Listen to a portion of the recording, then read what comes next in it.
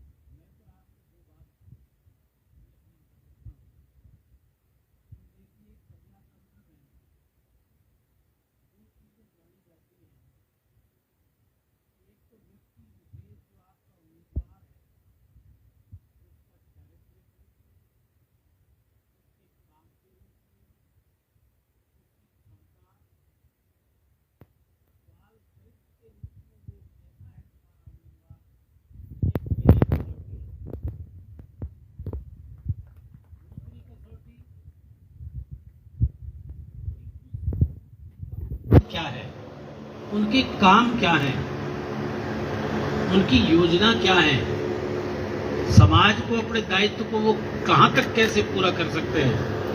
ये 2 ही चीजें होती हैं। देखिए संबंध तो फिर मैंने अभी बतला ही दिया, लेकिन क्षेत्र के नाते भी मेरा संबंध आज का नहीं है। कुछ समय पहले हल्के बेशक अलग हो गए, लेकिन ये सारा क्षेत्र बेवला महाराजपुर के रूप में जाना जाता है। इतना लंबा समय बिताया राजनीति में, तो उसकी शुरुआत इसी क्षेत्र से हुई। अब मैं ज्यादा उस पर बात न करते हुए कि अगर 5-5 बार मुझे एमएलए बनाया, मिनिस्टर बनाया, मैं सीएलपी लीडर भी रहा हूं, बार बार मुझे चुना है, और आज फिर आप हजारों की संख्या में यहां बैठे हैं महेंद्र प्रताप को अपना प्यार देने के लिए, तो कहीं ना कहीं मैंने भी ईमानदारी तो भुगती अपने काम में। वो कार्यकाल देखिए। अब मैं उसमें आ जाऊं कि शायद कांग्रेस के हमारे उन कार्यकालों में जितना काम हरियाणा में और यहां भी फरीदाबाद में हुआ है, कभी कहीं नहीं हुआ। हरियाणा पहले नंबर का प्रदेश कहा जाता था जब हमारा 10 वर्ष पहले का कार्यकाल था। सारे देश में पहले नंबर का प्रदेश, पर कैपिटा इनकम के लिहाज से, इंडस्ट्रियल ग्रोथ के लिहाज से, हर चीज दृष्टि से इतनी डेवलपमेंट हुई हरियाणा में कि चारों तरफ हमारी आईएमटी हमने बनाई, मेडिकल कॉलेज हमने बनाई, यूनिवर्सिटियां हमने बनाई, मेट्रो हमने बनाई, एलिवेटेड रोड जो जीटी रोड पे बन रही है, जिन्हें गाते बजाते हैं, ये शुरुआत हमने की। ऑनगोइंग काम थे तो पूरे होने थे, बदल दी सरकार, जनता की बात है, पूरे तो वो करने होंगे। तकनीकी कॉलेज 50 से भी ज्यादा फरीदाबाद में बना दिए। आज उनमें इंजीनियर डिप्लोमा होल्डर जो पैदा होते हैं दूसरे, उन्हें नौकरियां नहीं है। ये नौकरियों की बात नहीं करते, ये तो कहते हैं कि मोदी जी, ये मोदी जी। इस पर मास्टर जी ने काफी तबसरा भी कर दिया, इस पर बहुत बहस की जा सकती है, इसमें 2 मिनट में कहूंगा, ज्यादा डिटेल में नहीं कहना चाहता। लेकिन विकास की क्यों नहीं करते? अपने चरित्र की क्यों नहीं करते कि हम क्या कर रहे हैं? बेरोजगारी की क्यों नहीं करते? करप्शन की क्यों नहीं करते? करप्शन मेरे ख्याल में 10 वर्ष पहले से आज 10 वर्ष में ही 10 गुना करप्शन बढ़ा है। हर चीज में महंगाई बढ़ी है। रोजगार की जो बातें करते थे, आज 2 करोड़ तो अलग रहा, करोड़ों बेरोजगार हुए बैठे हैं। दुनिया में सबसे ज्यादा बेरोजगारी की दर है हरियाणा में 37% या 34%, जो फिगर मुझे याद है। इतनी बेरोजगारी की दर हरियाणा में है। ये तो भैया जुमलों की सरकार है। झूठ बोलते हैं, झूठ पकाते हैं और झूठ ही खिलाते हैं। पहली उसमें तो पारी में 15 लाख का जुमला था, जुमला ही था। इन्होंने मान भी लिया। शाहजी ने माना। जब प्रेस ने, मीडिया ने सवाल किया कि वो 15 लाख के का क्या रहा, आएगा कि नहीं, उन्होंने कहा ये तो इलेक्शन के जुमले थे। जब खुलेआम मान लिया तो फिर दूसरा सबूत की जनता को जरूरत नहीं है। जनता को यही रिपोर्ट कार्ड देखने चाहिए। दूसरा जुमला फिर दूसरी पारी में खेल गए। क्या खेल गए? पुलवामा। पुलवामा से ऐसा वातावरण देश में बढ़ गया, देशभक्ति का, अगले देश का मामला है, मार दिया पाकिस्तान, बदला ले लिया। सारा एक खेल, पाकिस्तान का जहाज यहाँ एक मारेगा बम, यहाँ के न मार दिया वहां बम। वर्ल्ड मीडिया की रिपोर्ट याद है मुझे, जब नहीं सुनी किसी ने हमारी। वर्ल्ड मीडिया ने तो ये कहा कि जहां हमने सर्वे किया है कोई जीवन के साक्ष्य प्राप्त नहीं हुए। वो मुझे उस समय की याद है। लेकिन जब नहीं मानी, अब इन्हीं के होम मिनिस्टर सतपाल मलिक जी ने तो सारा बेच बोल दिया। जिस गवर्नर थे, तत्कालीन गवर्नर थे कश्मीर में, उन्होंने कहा मैंने तो कोशिश की कि यहां से ना भेजिए, ऊपर से भेजिए। उन्होंने कहा तुम्हारा काम नहीं है, आप छोड़ दीजिए। मतलब खेल खेलना था। हमारे भोले लोग हैं, हमने 450 साल गुलामी भुगती है। दुनिया का कोई देश इतना गुलाम नहीं रहा। क्यों भुगती है?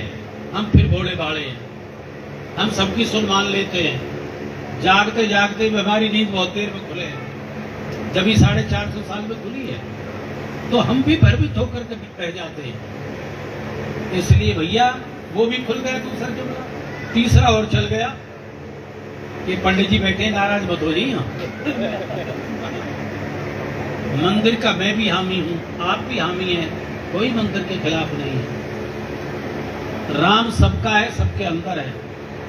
एक खेल नया कर दिया, नहीं तो मंदिर भी बढ़ा रहे हैं, उद्घाटन कर रहे हैं, मंदिर पूरा नहीं है। सारे धर्माचार्य हैं जो देश के सबसे बड़े शंकराचार्य हैं, 4, जिन 4 पीठों को उस व्यक्ति ने स्थापित किया था जिन्हें महादेव का अवतार माना है, आदि गुरु शंकराचार्य। 12 वर्ष की उम्र में संन्यास ले लिया था। वेद और शास्त्र कंठस्थ थे उस व्यक्ति के 12 साल की उम्र में। कहीं देश में कोई शास्त्रार्थ में उनका मुकाबला नहीं हुआ।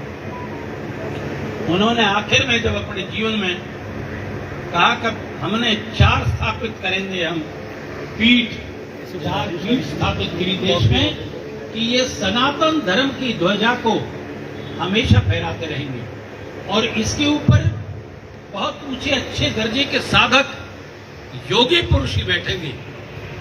उन्होंने इस उद्घाटन का विरोध कर दिया। मनी माना कि नहीं, ये धर्म सम्मत नहीं है, ये राजनीतिक सम्मत है। तो भैया ये जुमला भी चल गया। तो अब जुमलों से समाज और राष्ट्र अगर चलेगा तो वो फिर समाज के लिए अच्छा नहीं है। आज देश के ऊपर कितना कर्ज है बता रहा हूं मैं आपको, ये तो मैंने वो बता दिया। हमारी मनमोहन की सरकार थी, 60 साल में कर्जा सरकारें लेती है, देती हैं।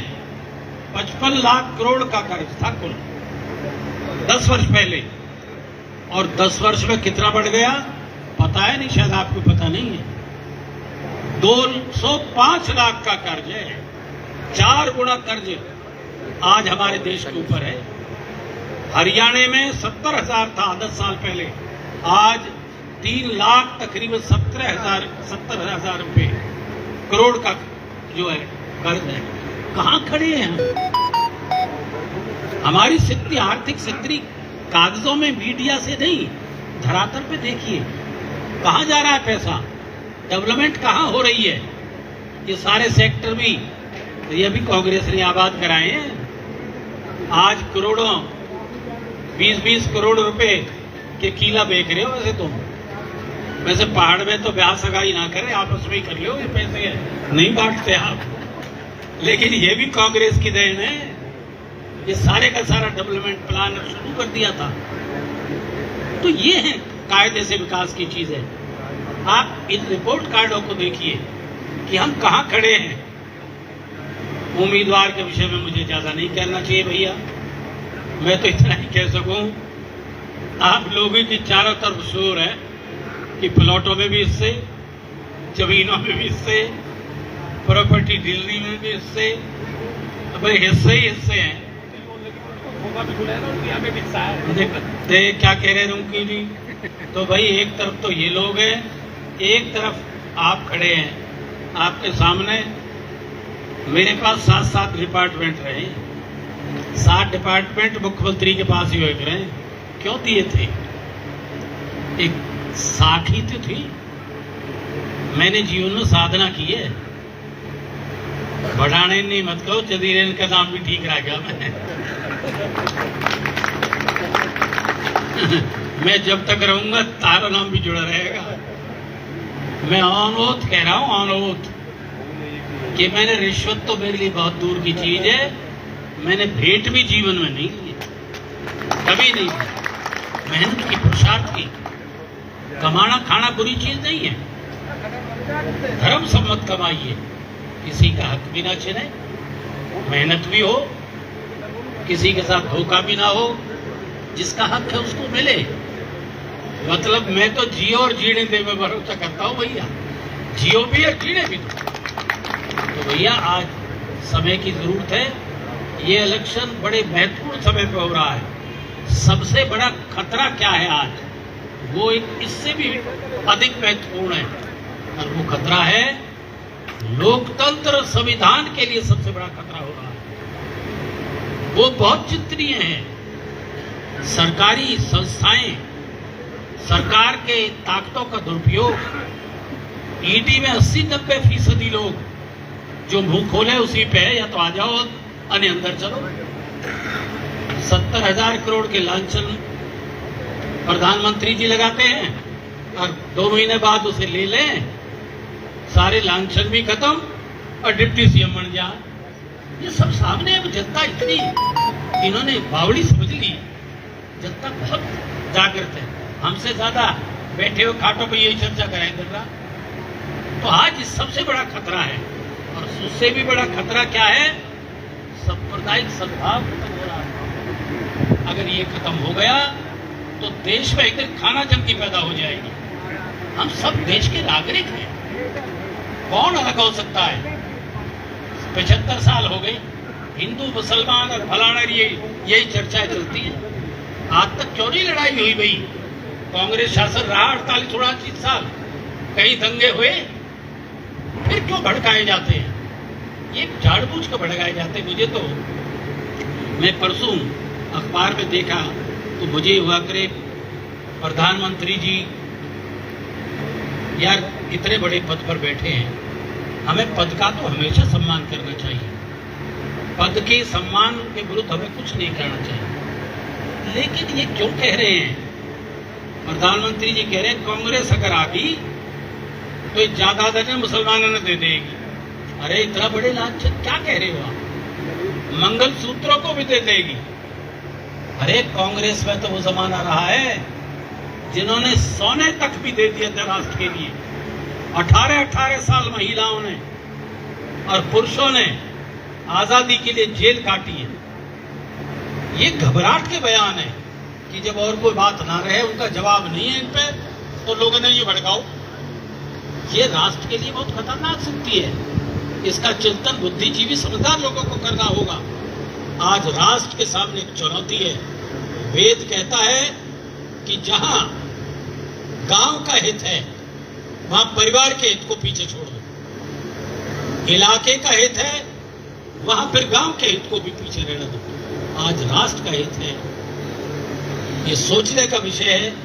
तो पार्टी बाजियों से भी ऊपर उठकर आज अच्छे व्यक्ति को, जहां इज्जत और सम्मान का तगमा भी तुम्हारे साथ रहे, राष्ट्रीय विकास भी हो, शांति सम्मान सद्भाव भी हो, उनको आपको चुनने की जरूरत है। ये मिसाल कायम कीजिए।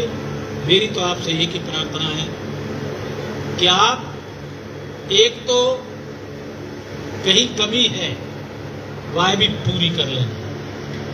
सारा हमारा चाहे पहलादपुर है बड़ौली एक ही है, कोई नाराज है वह अब काम तुरंत दूरी करना है कि मैं अब जगह नहीं जा सकूंगा।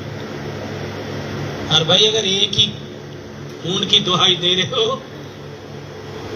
तो भाई सारी की सारी वोट एक डब्बा में कांग्रेस के हाथ में होने चाहिए। पहली शुरुआत भी यही की, अधिकार भी यही का, कर्तव्य भी यही का। अंत में मैं आप सबका, विशेष तौर से हमारे साथी कमेटी, पहलादपुर तो कह दिया, पहलादपुर और बड़ौली में तो एक ही मानो।